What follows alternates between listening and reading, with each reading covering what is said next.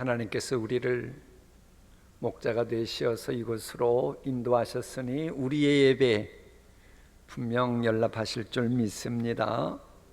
사실 우리 교회는 복된 교회다, 이제 그런 생각을 할 수밖에 없어요. 지난주에도 우리 상공사공 교구, 우리 젊은 형제님들 자매님들 얼마나 바빠요.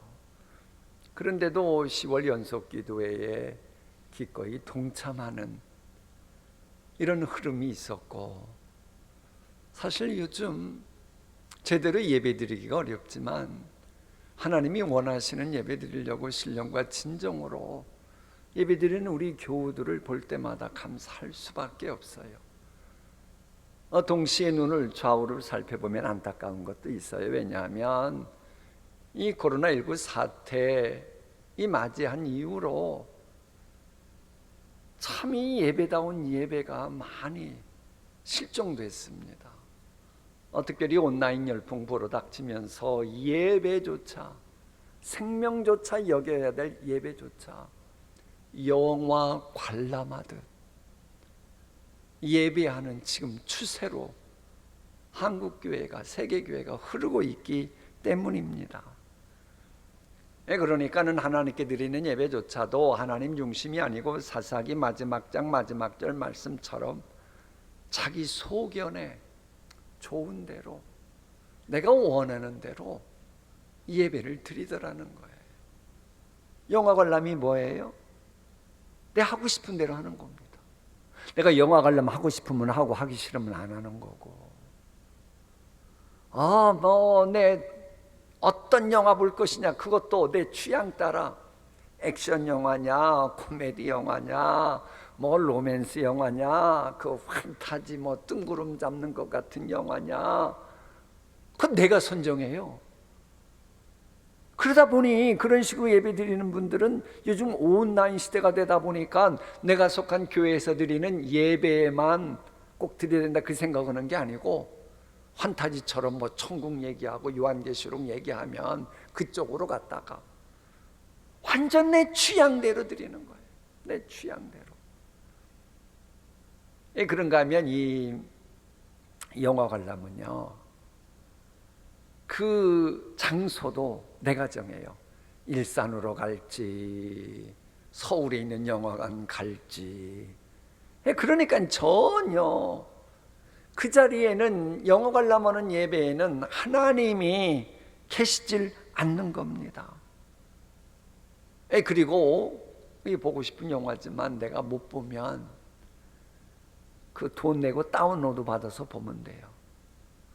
내가 원하는 시간대에 내가 알아서 영화 보면 되는 거예요. 이처럼 예배도 뭐 동신교회 1부, 2부, 3부, 4부, 5부 예배 있는데 그거 꼭 그렇게 시간 맞춰 드려야 돼. 내가 시간 남으면 그럴 때에 접속해서 드리고, 이거 뭐 이게 아니면 다른 교회라도 접속해서 드리면 되지, 뭐 이런 식인 거예요. 그러니까는 예배 영광 받으실 하나님은 뭐가 되는 거예요? 하나님은 예배자가 호출하면 그 시간대 그때서야 비서처럼 기다렸다가 대기였다가 나와서 영광 받으시는 하나님으로 추락시키는 거예요. 이게 예배입니까? 여러분 생각에, 여러분 상식으로 그게 주님이 연락하실 만한 예배라고 생각합니까? 이런 세상의 흐름에 대해서 여러분은 어떻게 생각하십니까? 이런 흐름 속의 본문에는 어떻게 예배해야 하는지를 알려주는 여인이 등장합니다. 이 본문이 등장하는 마태복음 26장을 보면 이 본문이 6절부터 13절까지입니다만은 앞에 있는 1절부터 5절까지는 예배의 대상이신 예수님을 죽이려고 무시하고 모욕하는 그런 사람들의 모임 이야기가 나와요. 그리고 본문 다음에는 14절부터 16절까지에는 예배 대상이신 예수님이 자기의 필요를 충족시키지 못한다고 예수님을 잡아 죽이려고 하고 배신하는 가룟 유다 이야기가 나와요. 그럼 그 사이에 있는 6절부터 14절까지 본문에 보면 아름다운 이야기만 나오냐? 아니에요.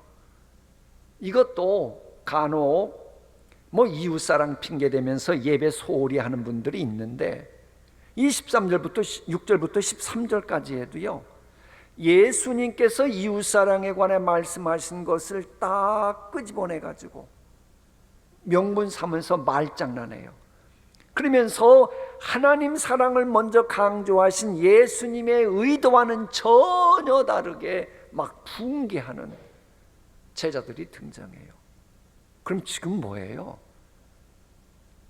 본문은 말할 것도 없이 그 전후에 완전히 예배 대상이신 주님을 무시하고 본인들 하고 싶은 대로 하는 그런 암울한 전체 분위기 속에서도 이름조차 알려지지 않는 이 여인은요, 오직 예수님께만 초점 맞추며 예배하는 것으로 소개하는 거예요.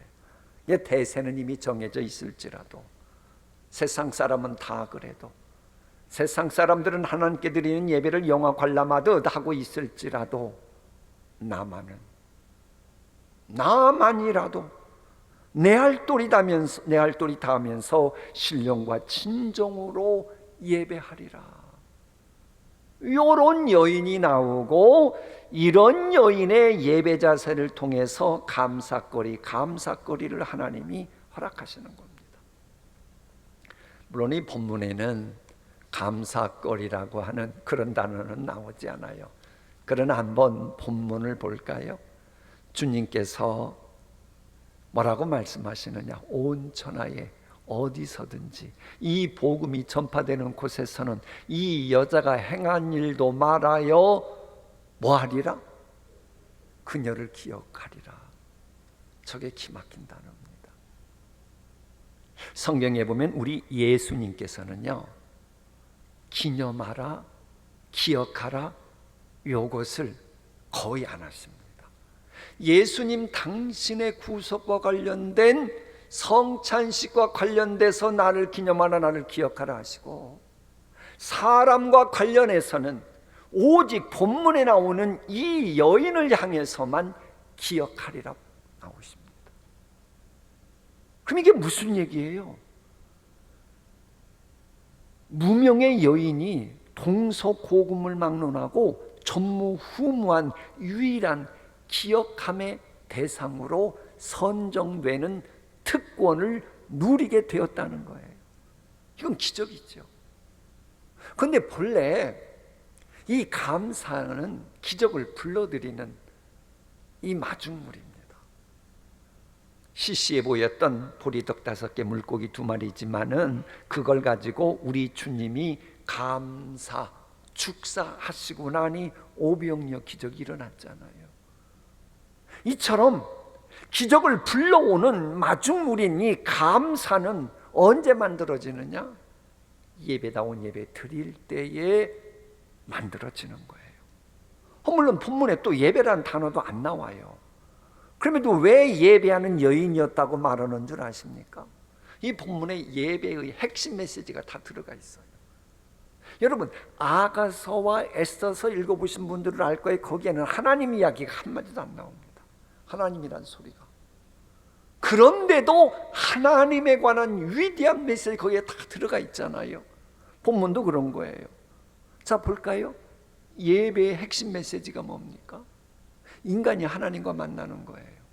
그럼 하나님과 만날 때 인간이, 하나님이 누구신가? 하나님은 거룩하신데 나는 죄인이다. 예배 받으시는 하나님은 영원 무궁하신 분인데 나는 언젠가는 사라질 수밖에 없는 유한한 존재이다. 하나님은 창조주이시고 모든 것 주관하시는 분인데 나는 피조물에 불과하다.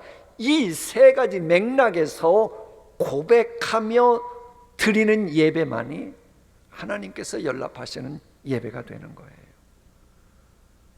이런 맥락에서 이 여인은요, 예수님은 거룩하시고 영원하시고 창조주 하나님이심을 고백하는 겁니다. 그 고백하는 내용을 압축시키는 상징 용어가 7절에 나와요. 7절 함께 읽어볼까요? 시작. 한 여자가 매우 귀한 향유 한 옥합을 가지고 나와서 식사하시는 예수의 머리에 부으니 머리에 기름을 부었다. 머리에 기름을 부었다고 한 세 단어가 뭐예요? 메시아잖아요. 메시아란 이름 뜻이 기름 부음 받은 자란 말 아닙니까? 그러니까 이 이름 없는 무명의 여인은요, 예수님을 메시아로 고백하고 있는 거예요. 특히 마태복음의 별명이 왕의 복음이거든요. 왕도 구약에서는 왕이 되려고 그러면 기름 부음을 받아야 했어요, 머리에. 그러니까 이 여인은 우리 예수님이야말로 만왕의 왕이신 메시아이십니다라고 하는 걸 인정하는 거예요. 그러니까 이 여인의 예배를 통해서 예수님이 메시아로 등극하는 겁니다. 과연 여러분은 예배를 통해서 예수님이 메시아이심을 등극시키고 계십니까? 내가 드리는 예배를 통해서 예배 받으시는 하나님은 전지전능하신 분임을 여러분은 고백하고 인정하며, 하나님이 맞다, 내가 너의 예배 자세를 보니 내가 전능자임을 네가 인정하는구나 하고 연락하십니까? 이런 예배를 드려야 주님이 연락하시는 예배다운 예배가 되는 것입니다. 그럴 때 예수님께서는 내게 좋은 일을 하였느니라, 저 말씀하시는 겁니다. 저기서 좋은 일이라고 하는 것은 단순히 선한 말 그런 의미가 아니고, 예수님께서 기쁘게 추천하시고 영원토록 기억할 만한 그런 일을 이 여인이 하였다, 그 말인 것입니다. 참으로 놀라운 예배자입니다. 이런 예배이기에 주님이 기쁘게 연락하시는 거예요.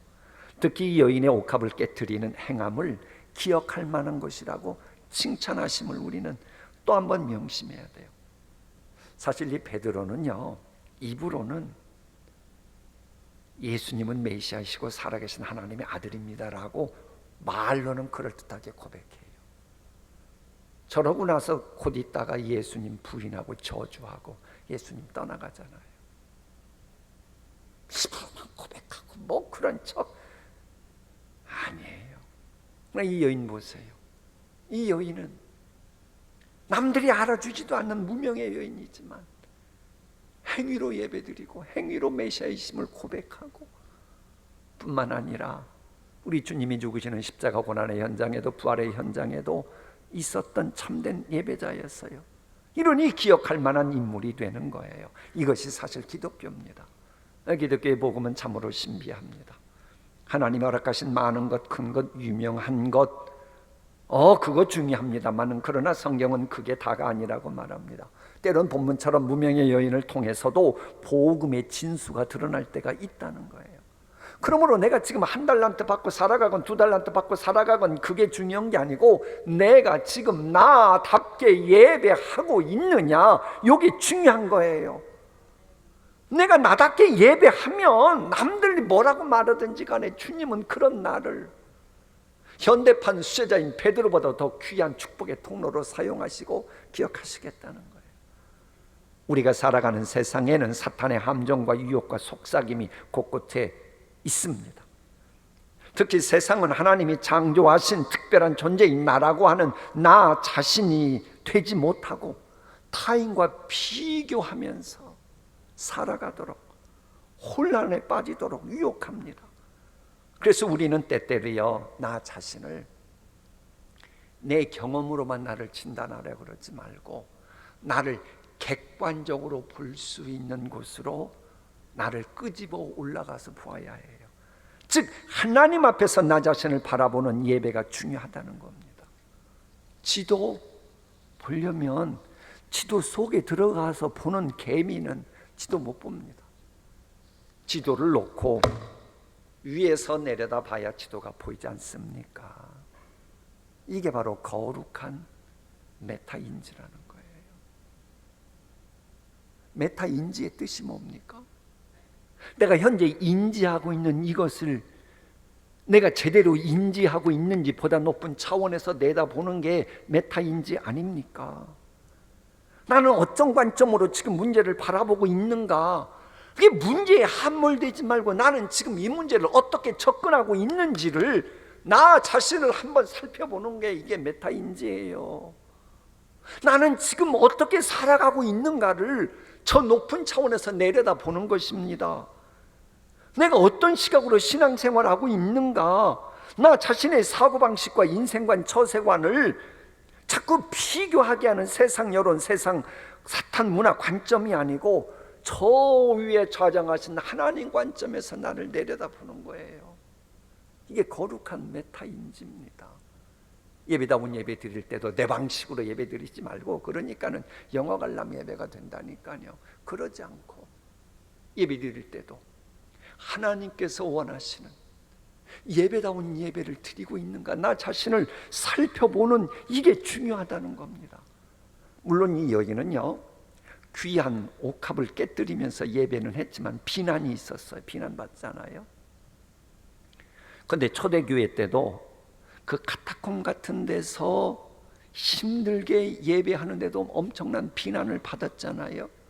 그게 실은 예배의 생리요 속성입니다. 왜? 예배는 영적인 전쟁이기 때문에 자꾸 하나님 모르는 사람들이 비난하는 것을 지나치게 의식하는 사람은 예배의 승리자가 되지 못합니다. 하나님 모르는 불신자들의 여론을 지나치게 의식하는 사람은 주님이 연락하시는 예배 자체를 드릴 수가 없습니다. 왜?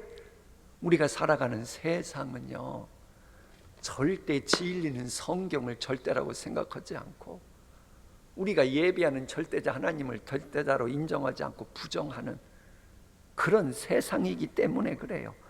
우리가 살아가는 세상을 탈진실 시대라 그럽니다. 저게 사회학 용어이기도 합니다. 저 탈진실이라고 하는 말은 포스트 모더니즘 다음에 포스트 트루스 그래갖고 나온 말이에요. 저것이 얼마나 지금 사회학적으로 세계적인 화두인가요. 옥스포드 사전이 이렇게 말합니다. 그대로 읽어드릴게요. 탈진실은 우리 시대를 규정하는 언어 중에 하나로서 여론 형성에 있어서 객관적인 사실보다 감정적인 호소가 더 큰 영향력을 발휘하는 것과 연관되어 있다고 설명하는 거예요. 여러분 지금 잘 보세요. 시간 지나면 진실이 그거 가짜였네. 그런데 그때 당시 왜 통한 줄 알아요? 탈진실 시대라 그래요. 아무리 진실이 아니래도 거짓말로 막 그 사람들의 마음을 속여가지고 감정적인 호소를 해버리잖아요. 그게 먹히면 그게 진실처럼 되어버리는 시대이기 때문에 포스트 트루 시대라 그러는 겁니다. 그래 유발 하랄이라고 하는 세계적인 미래학자가 지적한 것처럼 우리는 지금 가짜 정보의 홍수 속에서 살아가고 있어요. 이게 역사는 승자들의 기록이라 그러잖아요. 분명 가짜예요. 그런데 승자된 인간들이 가짜를 진실처럼 기록해 넘으면 그게 역사가 되더라는 겁니다. 여러분 아십니까? 인간이라고 하는 동물만이요, 가짜를 진실인 것처럼 꾸며대는 능력이 있습니다. 인간이라고 하는 존재만이 수백만의 사람들에게 거짓이 진실인 것처럼 믿도록 설득할 수 있는 아주 요망한 존재입니다. 그래서 이것을 이용하고 못된 짓 했던 게 대표적인 게 히틀러 나치 정권의 선전 장관이었던 괴벨스였던 거예요. 보세요. 거짓말 딱 한 번 하면 그건 거짓말이 돼요. 근데 거짓말을 1000번, 10,000번 하고 모든 사람이 하게 만들면 그게 거짓말이 아니고 진실처럼 되어버리는 세상이 있잖아요. 그래서 성경은 뭐라고 말합니까? 거짓의 압에 있는 사탄이 세상의 주관자라는 겁니다. 사탄은 강교한 존재예요. 그러다 보니 어떤 것은 가짜 뉴스라고 해도요, 그게 순도 100% 거짓말이 아니고 진실을, 사실을 0.1%나 1, 2%만 딱 넣어놓으면 사람들이 자기 취향에 맞으면 그 이야기가 0.1이나 1, 2% 그것만 보고 이건 진실이다 라고 자신 있게 말해대기 시작하더라는 거예요. 이게 탈진실 시대입니다. 그래 본문에 나오는 것처럼 귀한 향유 한 옥합을 비싼 값에 팔아 가난한 자들에게 주어야 했다고 제자들이 말하는 저 말은 지금도 믿지 않는 사람들에게 얼마나 많이 어필하고 있습니까? 아마 교인 중에도 저 말에 동감 고개 끄덕끄덕이는 사람이 있을 거래요. 그러나 우리 예수님은, 사실 우리 예수님은 창조주시기 때문에 이거 부은다고 메시아가 안 되고 그러는 것도 아닙니다. 그렇지만은 진리가 진리되게 하기 위해서 말장난하는 제자들을 향해 이렇게 말씀하십니다. 그녀를 괴롭게 하지 말라. 그녀는 진리를 위해, 즉 나를 위해 좋은 일을 한 것이라 말씀하셨어요. 진실과 탈진실을 분별해야 함을 가르치신 겁니다. 요즘 세상 돌아가는 거 보십시오. 자신의 기호와 취향에 맞는다면 진실은 별로 개의치 않습니다. 그저 내 취향에 맞고 내 이해관계가 있으면 거짓말이지만은 진실처럼 느껴지는 그것만 바라보고 야, 이거 맞다. 그리고는 그걸 따라가는 거예요. 주변 사람 잘 보세요. 어떡하나. 그러니 요즘은요, 성경에 어긋난 가르침도 사람들에게 개인적인 감정으로 호소하고 먹히면 그 유튜브가 얼마나 많이 히트합니까? 그래서 우리 주님 보시기에 분별해야 된다는 겁니다. 분별력이 없으면 잘못된 나를 향해서도 박수치는 인간들이 있잖아요. 왜? 저 인간이 했는데 그게 자기의 이해관계에 맞물려 있으면 그 사람 칭찬하고 박수쳐 주거든요. 그러면 이런 인간들은 내가 잘못했지만 나를 향해 박수치는 사람들이 있네. 그리고는 본인이 옳은 줄로 착각하고 우쭐대고 계속 잘못된 길로 빠지고, 그러다가 그 영혼이 사탄의 밥이 되는 거예요. 그래, 이단에 미혹되는 사람들이 누군지 잘 보십시오. 십자가의 도에 대해서 분명 거짓말하고 있지만 언뜻 보면 전체적으로 성경 이야기하니까 넘어가는 겁니다. 지금 코로나19 팬데믹으로 인해 사람들이 불안한데 그 불안감을 자꾸 자극해가지고요, 뭔가 신령한 척하고, 그래서 요한계시록에는 666 같은 것을 자꾸 말하면서 영혼을 사냥하는 어둠의 세력들이 유튜브나 인터넷에 지금 극성을 부리고 있대요. 일간지를 보니까 이런 얘기가 나와요. 코로나19 이후 종말론에 빠진 가족이나 친구를 도와달라고 하는 상담이 부쩍 늘어나고 있다는 거예요. 동물의 세계 보면 무리해서 이탈한 그 짐승을 맹수들이 먹잇감 삼는 것처럼 예배다운 예배의 마음이 떠나버린 그런 영혼들을 사탄이 사냥하는 것입니다. 예수님 외면할지라도 이웃사랑 실천하면 그것이 진리 아니냐? 그게 바로 익명의 그리스도인 아니냐? 이게 바로 1962년 제2차 바티칸 공의회의 뒷배경이 되었던 바로 익명의 그리스도인이라고 하는 갈라노의 신학입니다. 본문에도 그거 아닙니까? 이웃사랑 강조, 가난한 사람들에게 그러면서 이웃사랑 강조하고 있지만, 기독론의 자체이신 이단의 최종 결정 중에 가장 중요한 게 기독론이거든요. 기독론 자체이신 예수님의 장래에는 관심도 없잖아요. 이게 성경적입니까?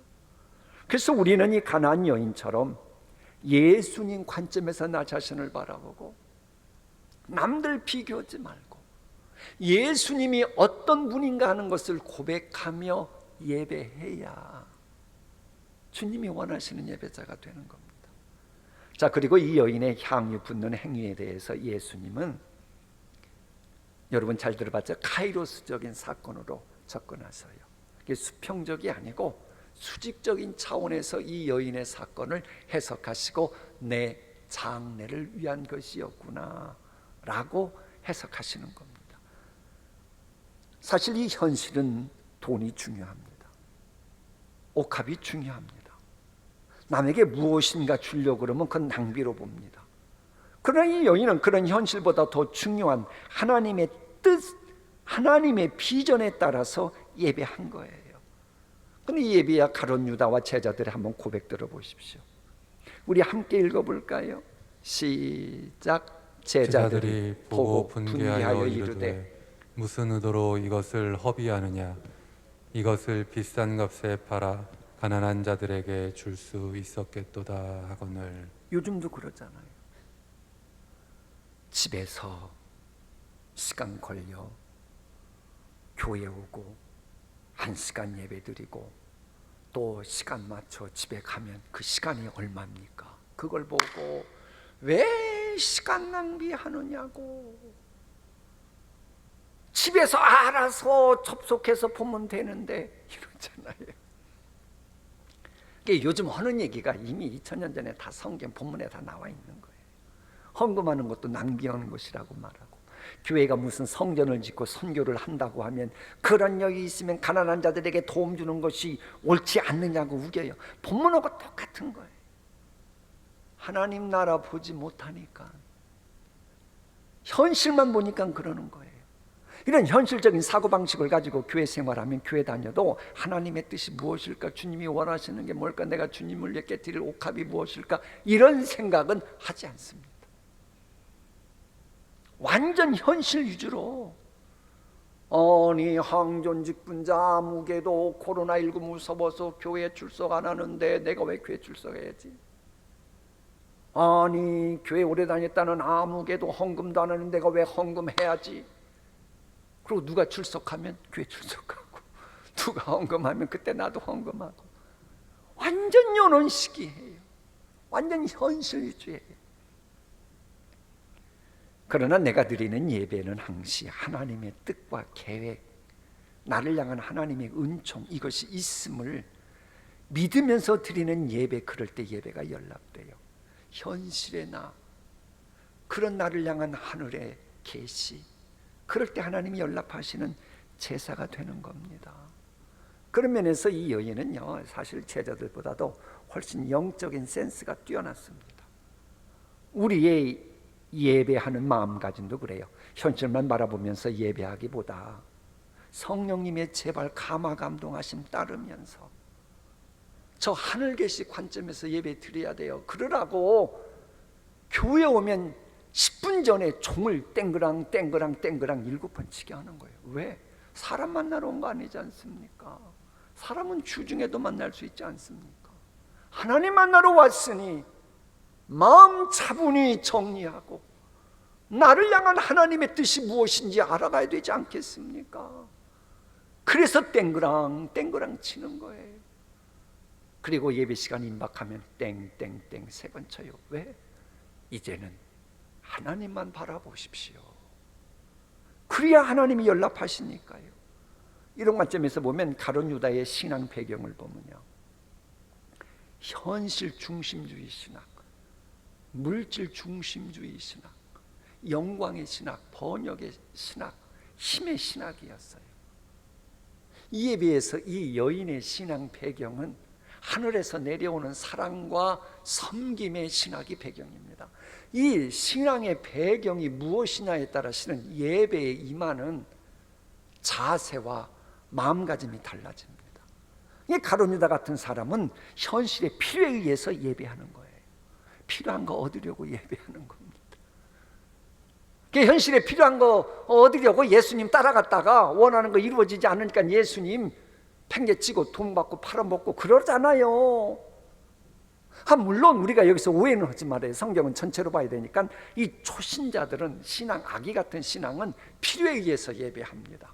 하나님께 뭘 달라고? 약간 난 아기들은 엄마 못 줘, 아빠 못 줘. 당연히 그러죠. 어린아이 신앙은 그러는 거예요. 그런데 평생 신앙생활을 다 하려고만 하고 필요에 의해서만 예배하는 사람들은 두고 보십시오. 나중에 필요 채워지지 않으면 떠나버립니다. 예수님 부인합니다.